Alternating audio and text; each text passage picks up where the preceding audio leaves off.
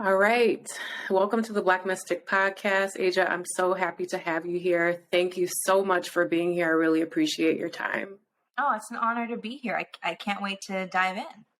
Yes. So I want to get into a little bit of how I found you so that I can thank you personally for just existing. So I remember it was at the height of the pandemic Hmm. and things were a little financially tight. And I found the Spirit House Collective and I saw that you were doing, I think it was like a BIPOC wellness scholarship or something like that. And I saw a class that I really wanted to attend. And I'm like, no, it's not that much money, but there's so much going on and I have to preserve. Let me just apply for this scholarship. It was like Tarot for Ancestral Healing. And I really, really wanted to explore. I feel like, I have all of these gifts, don't know what to do with them. And I feel like during the height of the pandemic, everyone had time to spend with themselves Mm-hmm. and really sit down and think. And I feel like, after I got accepted, I was so excited. I was having a terrible week that week. And I'm like, this is amazing. And I really felt like just being in Tarot for Ancestral Healing, I believe it was with Ellen Bowles, it just made it feel okay to just dive into a topic like that, explore myself. And then from that moment, I found you. And then I haven't left ever since. I started spying on you on Instagram. I'm like, I really, really like her. She has the Violet Flame, now the Source, and then I joined, and then I've been in there for about over a year now. So I'm like, it's awesome to see someone of color just leveling up, elevating, and just, it's so encouraging. And I felt like the Spirit House Collective, and you gave me permission to just be myself. So I want to thank you for that. Oh my gosh. First of all, whew, it's, sometimes I'm sure you've experienced this. You get so caught up in like the day to day of what you're doing or what needs to be done next. At least I don't often allow myself the opportunity to kind of receive and receive how the work I'm doing is, being actually activated and lived in day to day. And yeah, the during the pandemic and during lockdown, I started it before the pandemic, but I really wanted to focus as much as I could on providing wellness in some capacity for the BIPOC community, and having white and white passing allies and friends allow for that, provide for that. And that has been such an amazing experience. I think the first 3 months we were able to donate 300 places and like different like workshops to 300 BIPOC people. So that was an incredible time. And it's something that I really think is important. The philosophy that true wellness is about wellness for all and should be provided for all in some capacity. And obviously we're still, I believe, fighting for that on a lot of different platforms, a lot of different areas now, alongside a whole slew of other things. But yeah, it's incredibly important that people with means provide for people or help provide, some type of healing for those who are going through times where they just feel incapable of providing that for themselves. So I'm just glad you were there, and I'm glad you're still here. Yes, you're not getting rid of me. You have a forever supporter. So thank you, thank you, thank you. So I know your story. You share it a lot online, and I just love hearing about it because it resonates with me. So for those that don't know your story, do you mind sharing that with folks? You mean my spiritual journey story? Yes, Yeah. your spiritual journey story. Okay, so basically, I started my life over in my early 30s. I was incredibly depressed and had been working in entertainment and didn't understand or couldn't understand basically where I was going, why I wasn't happy, why I wasn't feeling fulfilled. And I decided to take it upon myself to basically figure that out. And through following signs and through meditation, I basically began to remember pieces of my childhood where I was speaking to spirits, seeing spirits. And I basically shut that down in junior high because I just, who wants to deal with that? Who wants to deal with being terrified all the time? And I wanted to be, quote unquote, normal. I wanted to be like everybody else.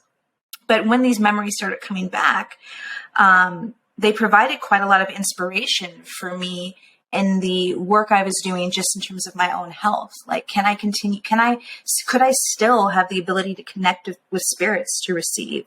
And meditation was a big part of that. And then I had my own shamanic experience where I basically met my spirit guides.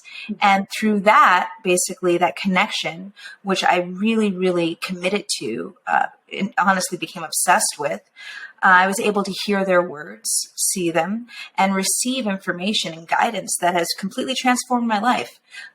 They are the ones that told me to basically merge my life coaching practice with connecting people to their spirit guides. They are the ones that told me to open a collective, and I had no idea what that even meant. They have given me life-changing guidance that has created an existence for me that I truly love and adore. And I hope to provide that same connection with those around me in my community, expanding their community, basically their connection with their guides. And hopefully, my goal is for everyone basically to just understand that they're not alone and that they have energies and spirits around them that want to help them learn lessons and provide a space where they can feel fulfilled, happy, and evolve. I don't know if was that too short? No, that was amazing. So I want to know, because I do have some listeners that are like, veteran spiritual folks, and I also have some new and curious people. So can you describe what is a spirit guide and how to find out what that is and who that is? I think a lot of mystics have we have varying opinions on, a variety of things. And this is just what I believe. I believe that spirit guides are, they can appear to be male, female, dual gender, genderless, but they're energies that we have basically come to an agreement on before we're incarnated to help guide us towards certain lessons of fulfillment in this lifetime. I believe that they want nothing but the best for us. That doesn't mean that they don't, disagree with us or shake their heads or do a lot of sighing, but ultimately they are our best friends, our unique spiritual team. And though we can't always see them or hear them, we can often feel them, and we often receive messages from them that can help, basically direct us in a way, direct us towards a life of more self-understanding, self-fulfillment, and self-love. Awesome. I love that. Yeah, my spirit guides, you have helped me to discover who they are. I remember we were in the source and we were on a full moon call, and I had asked you, I know I have spirit guides. I don't know who I'm talking to. And you mentioned that it was two people, and you made it very apparent and let me know that it was very important to know who I am talking to. Mm-hmm. So, and I've never really thought of that. And that sounds so simple. So how can folks be mindful of who they are talking to? Because I feel like when I first started on this journey, I didn't know who I was talking to. I could be talking to a negative energy. I could be talking to a positive energy. Right. I think when we begin to talk about our spirit guides are energies where it's basically, a job, it's a position that they take very seriously. We can have ancestors and other spirits come in that want to guide us or have, words of advice or wisdom for us. But being a spirit guide is a very specific lane that spirits are in. And I think that a lot of people kind of view spirit guides is in this, and I get it, this kind of ethereal, almost like smoky, container where it's like, we often put them on a pedestal. We often, we don't, for lack of a better word, humanize them. And a lot of them have been, have lived on Earth for many lifetimes, right? Mm-hmm. So I think what I try to do when I talk to people about their guides is to just start talking to them out loud. We need to be having conversations with them, not simply, asking for, help with something, but really just saying, hey, how are you? I hope wherever you are that you're doing well. Here are some things that are on my mind, lately, and I would love some advice on it. Or I'd love, to connect with you about this or learn from you.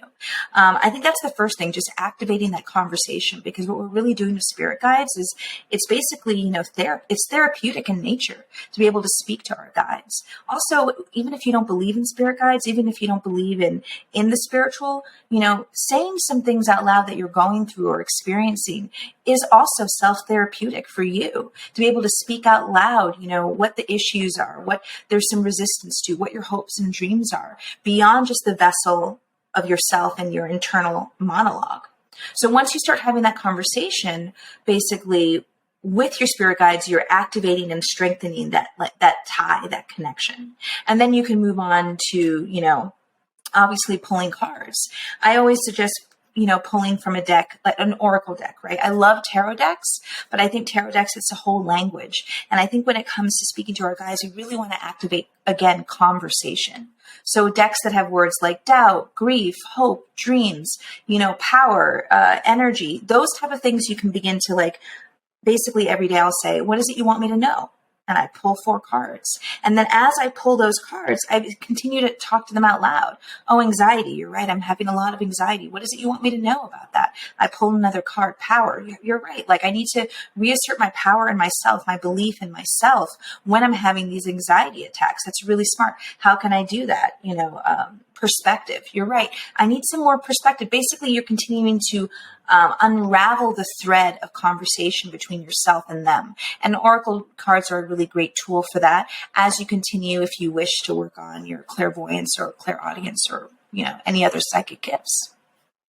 Yes, I do agree that oracle cards are a little easier and less scarier to work with, because with tarot, it is a language. I feel like I'm still learning. Oh. And I love your oracle deck, by the way. I feel like it's so easy to read and understand. And I like how you combine a little bit of tarot and a little bit of oracle to make it seem like it's not so scary.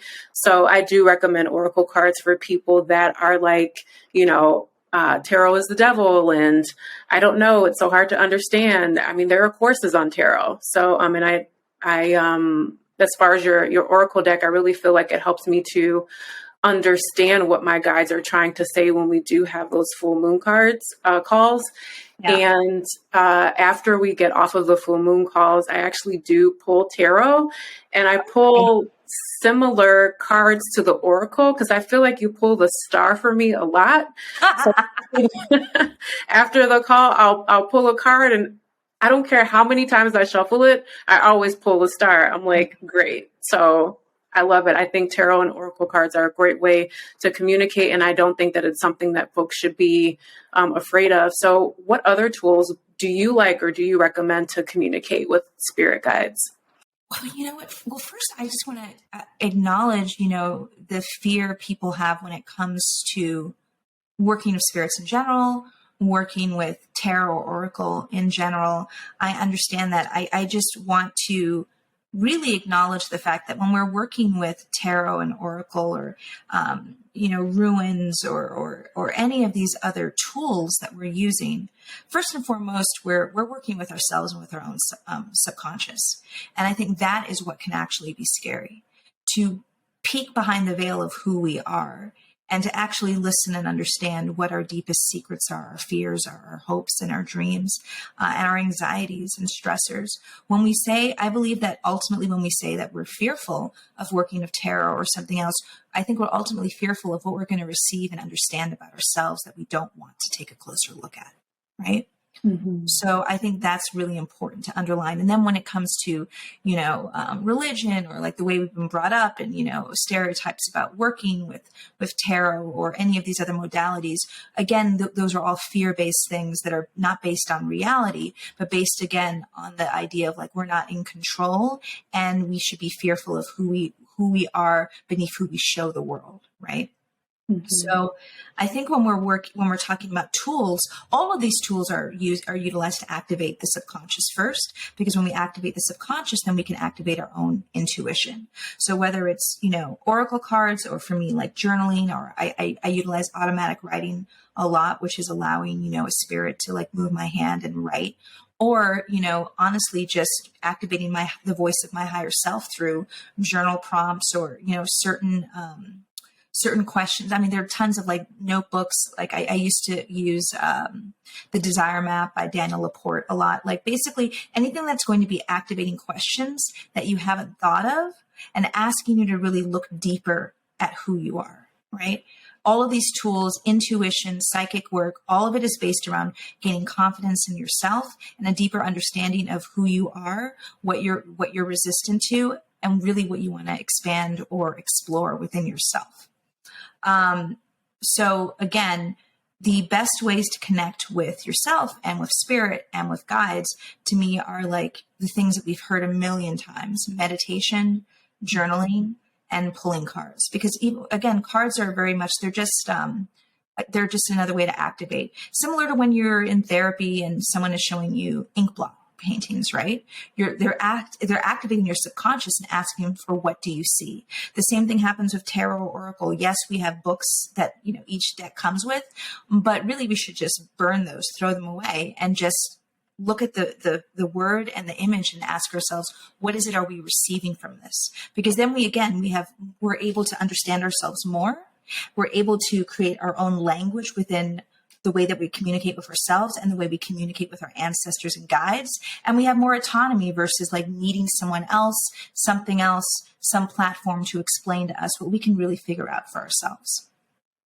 Which leads me to my next point in question is, I noticed that a lot of people online are giving their power away to psychics or tools. So first off, if you could explain the difference between a psychic and a medium. Yeah, I mean, mediums are, it's in the word. We are basically a bridge between the dead or another dimension or the spirit world and the living, our dimension. So the third plane of existence and the fourth plane of existence, right? And psychics are able to receive information in a variety of ways from whoever they're speaking with, or a room, a place, a situation, which is why I think psychics are very much connected to the word like reading, getting a reading.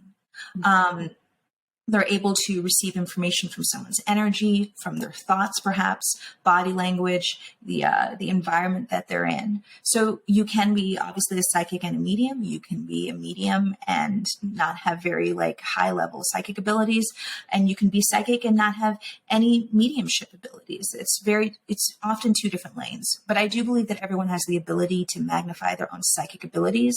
Whereas I don't believe everyone can be a medium or a shaman or, someone who is adept at divination. It just really depends. Yes. So when it comes to being psychic, I have lots of memories of sitting in the closet at 5 years old, talking to spirits. Mm. And, I would tell my grandmother, who I'm talking to. Mainly it would be to Jesus. Mm-hmm. Also, we have like this statue of a Native American Indian, and I would just go up to it and start talking to it. And my mother's like, oh my God, what is going on? What is she doing? And family members would always say, I've been here before. I know things. I just have this inner knowing. Yeah. And that inner knowing has always been suppressed, shut down, all of those things growing up.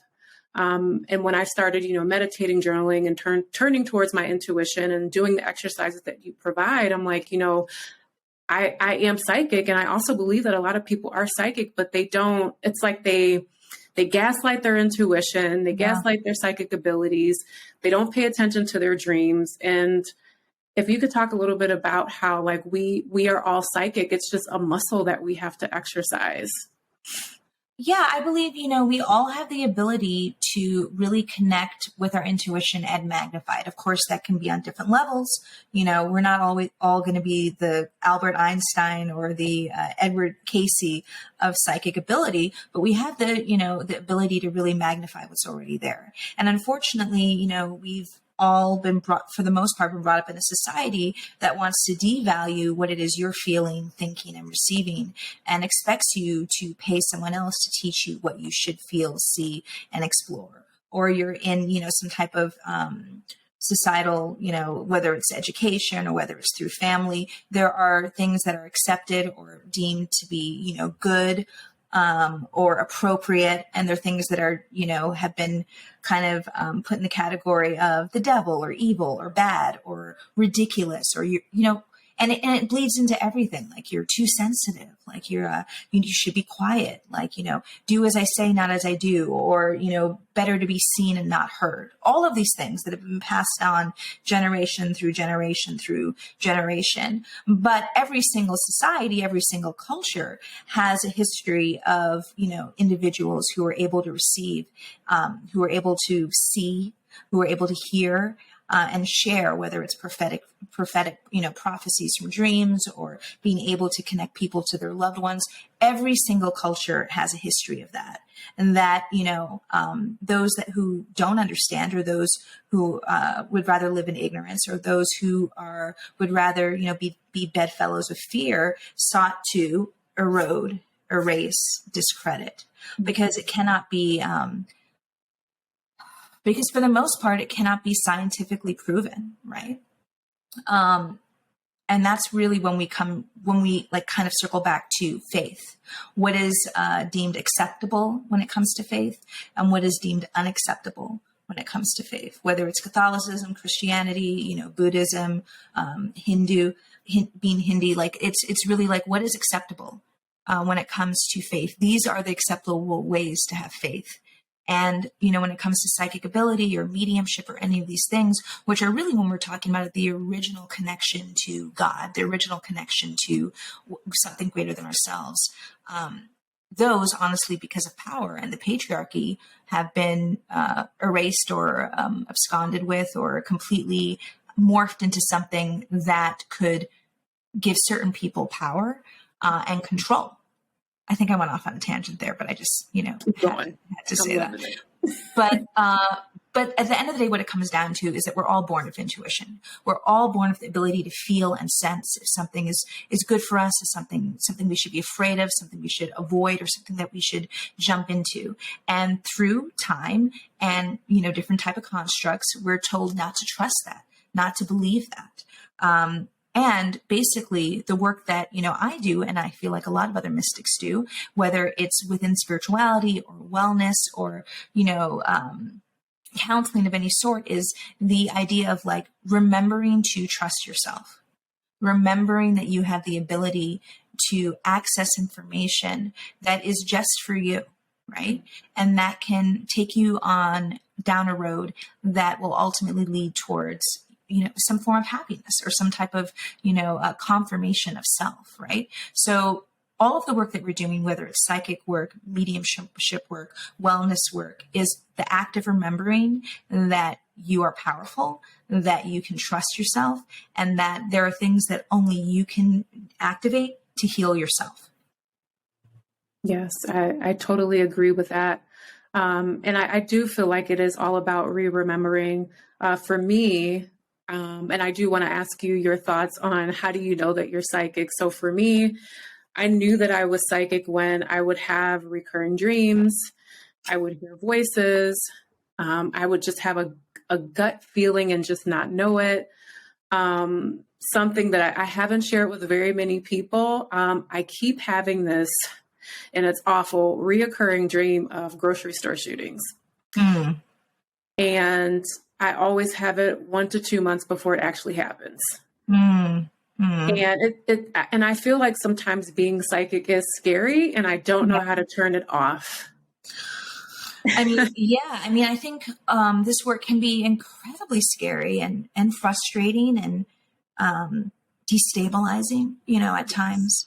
I think that, especially when it comes to prophetic dreams, I think it's important to also remember that we're also dreaming in different dimensions, different timelines. We often will receive information. Again, there's the difference between a dream, a vision, and prophecy, right? Each of them feel very, very different when you're in them. For me, when I receive prophetic dreams, they're often literally 24 to 48 hours before something happens. And they feel like they're happening, in the dream, because they are. It's a sense of we're time traveling, right? And I think when it comes to whether we're seeing spirits or receiving prophetic dreams, it's really important that we are asserting boundaries for ourselves and for the spirits that we're working with. And that takes practice, right? It takes practice to go to bed and put up your certain protections, energetic protections, and say, I am in a place right now where I do not wish to receive any prophetic dreams. I wish to simply relax. And if you need to do healing while I'm unconscious, that's great. I just don't want to be aware of it. And then when you're feeling stronger, you can say, and I do this often, I'll say, I'm open to receiving anything that's of the highest good. And again, it can take time for that to kind of settle in, but we have much more power than we give ourselves credit for. You know, when I decided to shut down, you know, anything I was receiving in junior high, it just stopped, you know, and it took me decades to open that portal up again. So again, remembering that, you know, this is our plane of existence, and we can, through our own subconscious, our mind, and our willpower, assert certain boundaries around the work that we're doing. But we also want to be aware that when we assert those boundaries, we want to make sure that there's, you know, we're not shutting it down for good. You know, we're being specific about in this moment in time. You know, maybe for the next 30 days, I want to be focused on different types of healing. But speaking it out loud, letting your guides know, it's really important because, you know, we can receive information that we're not ready for. We don't want to receive it. I don't want to receive information about death. I just don't. I'm just not that type of mystic. So when I started receiving information about someone that was going to die, or someone would come in to my office and they would say, you know, they have cancer or whatever, I would say, no. No, it's just not for me. Someone else can take that on. I wish to work with X, Y, and Z. This is the way I wish to work. And some of it's trial and error. You know, your guides will bring people to you, or images to you, or visions to you, because, you know, you've opened a door. And then it's your job to say, you know, not this door. Let's try something else. I definitely need to try that because I feel like when I dream, it's just like sometimes I know that I dream every night, but I don't remember all of my dreams. But sometimes it can feel so overwhelming because it came to a point where I didn't know what was real and what wasn't. Oh, And yeah. it felt like I was having a breakdown. I'm like, Yes. oh my gosh.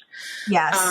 I do feel like I have better boundaries. But speaking of, I do have acquaintances that are aware of my gifts. So what advice would you give to someone who like has these gifts? They know they have these gifts and their friends want to take advantage of their gifts and request free labor.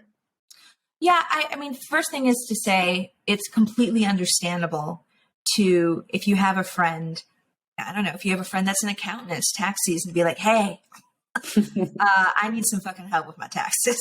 Do you have any advice? I mean, it's completely understandable, right? And with my friends, when it comes to this type of work, I just think it's important, you know, to tell friends, like, I'm your friend first. I'm a human being. I'm not a magic 8-ball, right? And it's understandable as well when to have friends that are like, if they're going through something, to want your advice or your insight, or what are you seeing, or I definitely in the beginning got a lot of that. And I definitely have been guilty of it myself before I activated my gifts. I definitely had still, I mean, close friends that are practitioners who I would, you know, text a photo of a tarot spread. What does this mean? Are you there? I know I'm so annoying. But can you just tell me what this means? You know, and just laying down some ground rules. I told my friends, I don't, first of all, not readings, but I don't do work for family.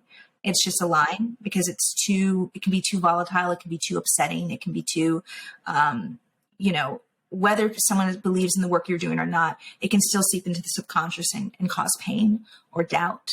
And I went through that, you know, in real time with my partner, with family members who, after like sitting with me, would say, I really didn't like that you said, like, and I'm like, it's not me. You know, I'm not saying that. I'm like, okay, so this is a line that I'm just not going to cross anymore. And then with other friends, just remembering that, of course, there might be times where they really need my help, and I will always be available for that. But just setting that boundary of, you know, I'm your friend first. And if you want to book first of all, I don't do this, but if you want to book a session, you can book a session just like anybody else. And that also doesn't mean that if I'm talking to a friend and randomly I'm hearing or feeling something, I won't share it. But I think it's really important to share with your friends and family who are becoming kind of like interested in what you're doing and asking for advice, to say, you know, as your friend, like, I have office hours. I'm not in the office right now. I'm here to just be a human being with you and share in our existence together. And if they have an issue with that, then there's some deeper underlying things there that probably need to be addressed. I agree. I've definitely had to set boundaries, put my phone on snooze, let folks know what I'm not available for. Like, I feel like I have to constantly remind people. And also for me, you know, even for like, you know, really, really close friends and family members, I have to hold that boundary with myself. Like, you know, let them find out, let them work through that. So there's work that I Oh, definitely need to do. yeah, 100%. And again, just being clear with your guides too about, you know, what is it you're not available for? I used to have, you know, family members, you know, ancestors come through for me to pass on messages. And I did that in the beginning and then realized, again, this could be upsetting, you know? So I said, you know, you have to come to those people in your own way. I cannot be the voice for that. Some people are open to that. They have no problem with that, but it's a level of responsibility that I don't feel capable of carrying for every single person in my family. Mhm. So, for someone that is looking for a psychic, what advice would you give them? What should they be looking for? Because everyone on Instagram is, you know what's happening on Instagram. So, Yeah. how can Yeah. they, you know, use their discernment and pick the right person? I think the first thing is common sense, right? You have to have a level of common sense. If someone is reaching out to you on social media, that's going to be a no right away, right? The second thing is to really understand, you know, what it is that you are seeking to see a psychic or medium or practitioner for. Are you looking for guidance? Are you looking for validation? Being really clear about, you know, are you just feeling hopeless, right? Um, because you don't want to just pick someone based on desperation, right? The work that I do, I always say, is very therapeutic in nature. We're having a conversation. I'm not a fortune teller. That's not the work I want to do or the work that I want to be connected to. We're having a conversation where at the end of the day, each client I have is responsible for their own life, their own trajectory, and to take the wisdom and activate it themselves, because no one else is going to do that. If you're going to see some type of practitioner, remembering that, you know, at the end of the day, they can't change anything for you. You're the only one that can. And understand, like, are you in a position where you feel ready to activate change? Or are you simply looking again for someone to, uh, you know, wash a wave of words over you? Being honest. Um, I think those are the really key things. I think we've all been in places where we felt desperate or alone, or that we needed something right then and there. And we've like gravitated towards a tarot reader or a psychic or a palmist. And 9 times out of 10, we walk away not feeling satisfied, because we're not going to be satisfied with anything less than us taking control and changing things for the better, whether it's a job or a partner or a health situation, right? So be honest about what you're looking for. Go in knowing that, and do your best to find someone that is through a recommendation. Look at their websites. What is it that they're talking about? Are they promoting themselves in a way that is are they promoting themselves in a way which leads you to believe that they have all the answers? Because they don't, because nobody does. Are they marketing themselves in a way where it's really about, let's talk together and let's see what you feel capable of really incorporating into your life? Are they acknowledging that you are the one in control? You are the only one that can heal yourself. I think that's something to really look out for, because that's truth, right? Anyway, it's very personal, but they're also, again, just honesty would be the first thing to be aware of within yourself, and seeing if that honesty can be matched in whatever practitioner you're researching. So, what do you say to the person that is going to different psychics and asking the same questions? If someone is going to a bunch of, first of all, a lot of psychics and mediums, when I've done, like, you know, markets and large scale events, and I'll talk to someone who's seen like 4 people and they're like, wow, all of you are saying the same thing. I love that, right? Because we're all in sync together. But if someone is, kind of habitually going to readers, because I definitely have seen people that, can get obsessed. I would say it's time to stop cold turkey, because whatever you're receiving, it's not going to change because you haven't activated any change in your own life. And if you don't activate change, your guides and ancestors are just going to keep repeating the same stuff over and over and over again. And you're going to get frustrated, right? So the first thing to do is ask yourself, why is it that you wish to put the power of your own trajectory and existence in the hands of a bunch of other people? Again, it's about being honest. I don't see clients more than twice a month. Almost 90% of my clients are long form clients. They've been with me for years.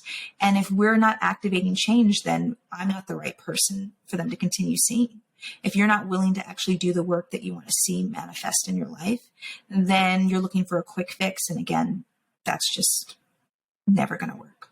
And then you can fall prey to charlatans and people that are just out to take your money and run. Yes. And the time that we're in breaks my heart, because I feel like, folks that are not honest are capitalizing off people's emotions and playing on that. So yeah, it's awful, but thank you for sharing that. Hopefully that resonates with someone out there, whoever is listening. So for folks that want to find out more about you, where can they find you? How can they work with you? All that good stuff. You can find me at thespiritguidecoach.com. On Instagram, it's the Spirit Guide Coach or Spirit House Collective. My books open 4 times a year. That's just the way I work. They open seasonally. They're going to be opening on December 5th at 9 a.m. I don't know when this is coming out, but the best thing to do is to get on my list.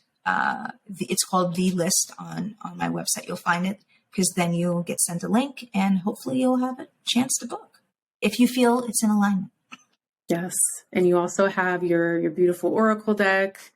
That's a great way for people to connect with you. Yes. And the source. Oh, I love it. Highly, highly recommend. I love that it moved to Mighty Networks. I feel like it's so much easier to navigate. Yay. I know the first 2 weeks are free, right? If you join. First 2 weeks are free, the source. And it's basically just a community of open-minded people. And, we have great conversations. We support each other. We're there when someone's in need. We practice, our intuitive gifts. There are always lessons that we can learn, exercises, and we meet once a month. You can receive, messages from your spirit guides, their spell work, just all the good stuff at whatever pace you want to be involved. Yes. Well, thank you so much for being here. I so appreciate it. And I will chat with you soon. Yay. And thank you so much for having me. I'm so excited about this. I'm excited for all the future people you're going to have on here. It's really important work that you're doing, and I'm just glad to be part of it. Thank you so much.